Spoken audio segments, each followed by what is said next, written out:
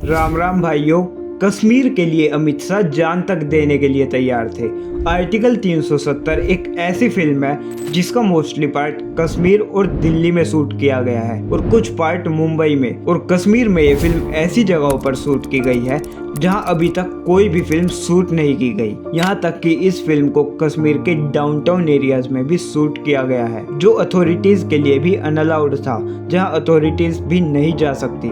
ऐसे कश्मीर के कुछ हिस्सों में आर्टिकल 370 फिल्म को शूट किया है और पीएम नरेंद्र मोदी ने इस फिल्म को देखने के लिए खुद कश्मीर में जाके एक स्पीच देते हुए इस फिल्म को रेफर किया है कि कश्मीर वालों, तुम्हारा जय जयकार होने वाला है पूरे देश में। पर आर्टिकल 370 है क्या और ये कश्मीर में क्यों मैटर करती है, क्या जरूरत थी इसकी और इसको हटाया क्यों गया? ये बात है 1947 की, जब भारत देश आज़ाद हुआ था और हिंदुस्तान और पाकिस्तान का बंटवारा हुआ था। तो काफ़ी सारी प्रिंसली स्टेट्स थी और उनमें से जम्मू एंड कश्मीर भी एक प्रिंसली स्टेट थी, जिनके पास ये चॉइस थी या तो तुम भारत को ज्वाइन कर लो या पाकिस्तान को। तो जम्मू एंड कश्मीर ने भारत को ज्वाइन करने का फैसला ले लिया, पर उन्होंने एक कंडीशन रखी, हम भारत को ज्वाइन तो करेंगे पर वो डिफेंस, फॉरेन अफेयर्स और कम्युनिकेशंस पे अपना कंट्रोल रखेंगे। इसका मतलब था कि इंडिया में जो भी रूल्स एंड रेगुलेशंस होंगे वो कश्मीर में नहीं चलेंगे, वो अपने रूल्स एंड रेगुलेशंस खुद बना लेंगे, क्योंकि कश्मीर का कंट्रोल डिफेंस, फॉरेन अफेयर्स और कम्युनिकेशंस पे होना ज़रूरी था। नहीं तो कश्मीर के कंट्रोलर, जो स्पेशल स्टेटस, जो उनकी खुद की गवर्नमेंट है, वो कश्मीर को कंट्रोल नहीं कर पाते। सभी प्रिंसली स्टेट्स को कहा गया कि तुम अपने रिप्रेजेंटेटिव्स को कॉन्स्टिट्यूएंट असेंबली की मीटिंग में भेजो, और ये इसलिए कहा गया ताकि इंडिया के लिए कॉन्स्टिट्यूशन बनाया जा सके।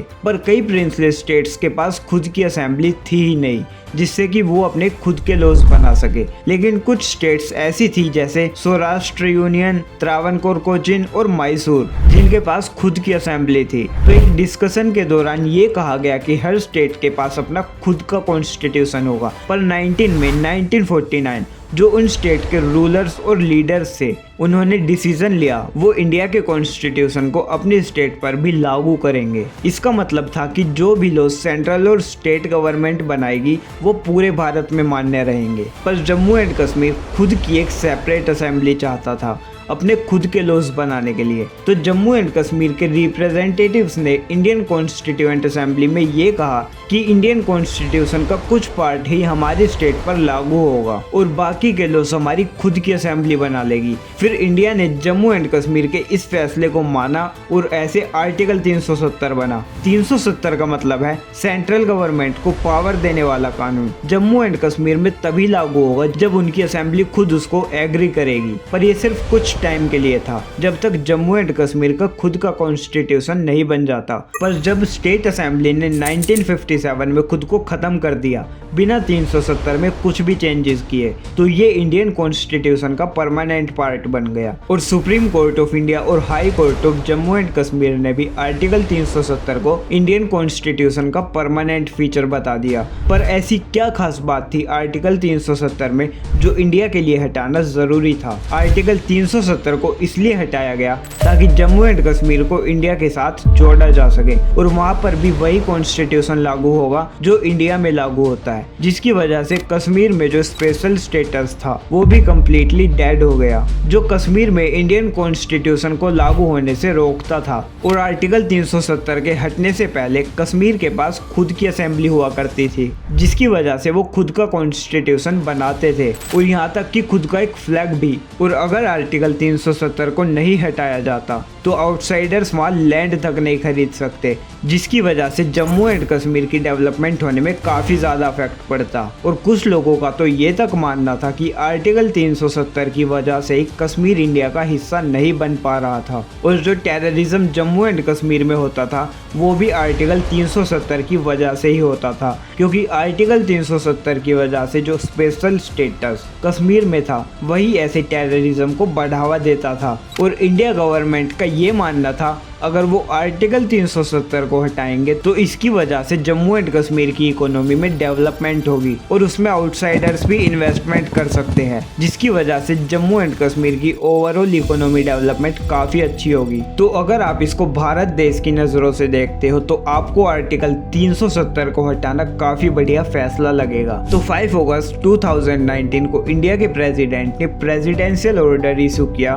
To abrogate article 370 of the Indian constitution और इंडियन पार्लियामेंट ने इस रेजोल्यूशन को दोनों हाउसेस लोकसभा और राज्यसभा में पास कर दिया और पार्लियामेंट ने एक बिल बनाया जो Jammu and Kashmir reorganisation bill 2019 था to bifurcate the state of Jammu and Kashmir into 2 separate union territories। Jammu and Kashmir और लद्दाख मतलब जम्मू एंड कश्मीर को 2 अलग यूनियन टेरिटरीज में बांट दिया, जम्मू एंड कश्मीर और लद्दाख, जिसको पार्लियामेंट के दोनों हाउसेस का अप्रूवल चाहिए था बिल पास होने के लिए। तो काफी डिबेट के बाद पार्लियामेंट के दोनों हाउसेस ने इस बिल को पास कर दिया और आर्टिकल 370 को हटा दिया और पार्लियामेंट में पास होने के बाद बिल प्रेसिडेंट के पास भेजा गया प्रेसिडेंट की परमिशन के लिए, ताकि ये बिल लॉ बन सके और आर्टिकल 370 को ऑफिशियली हटाया जा सके। और ये सब पॉसिबल हो पाया था नरेंद्र मोदी की वजह से। मेरी नज़रों में आर्टिकल 370 को हटाना एक बहुत बढ़िया फैसला था इंडिया की इकोनॉमी डेवलपमेंट के लिए। तो ये था आर्टिकल 370 के बारे में। और आपका क्या ओपिनियन है आर्टिकल 370 को हटाने के लिए? 370 को हटाना चाहिए था या नहीं? अपना ओपिनियन ज़रूर शेयर करिए और ऐसे ही और इन्फॉर्मेटिव वीडियोस के लिए अभी करो विद बेल आइकन। समझदार को इशारा ही काफ़ी है। और आपको फील करना है कैसे आर्टिकल 370 को हटाया गया तो मस्ट वॉच आर्टिकल 370 फिल्म। मेरे ओपिनियन में मैं इस फिल्म को 5 आउट ऑफ 5 स्टार रेटिंग दूंगा।